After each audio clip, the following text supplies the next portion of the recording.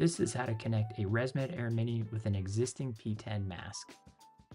You'll quickly find out that the two don't attach right out of the box, unless you have the P10 connector piece.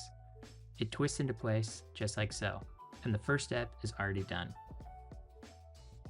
Step number 2 will be to remove the headgear from your existing mask. It can be done by taking the elastic headgear off of the plastic frame just like this, and repeating on both sides. Make sure those arrows are pointing towards you when you're connecting the headgear to the new connector piece.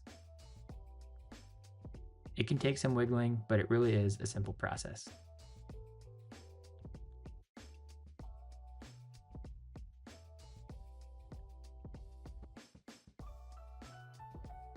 The last step will be to replace the cushion and put it on the new mask.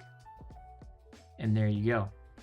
Follow for more CPAP tips, especially with the AirMini.